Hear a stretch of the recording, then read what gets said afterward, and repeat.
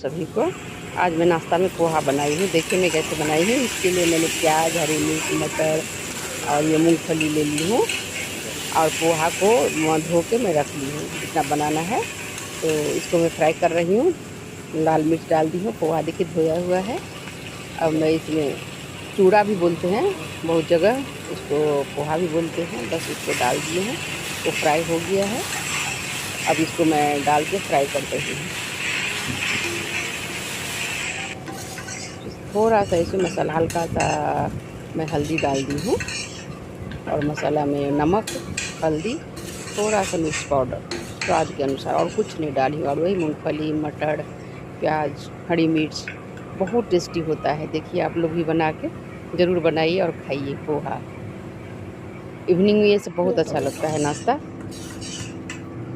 तो आप लोग भी बनाइए और खाइए। थैंक यू, धन्यवाद। देखने के लिए ज़रूर सब्सक्राइब कर दीजिए मेरे चैनल।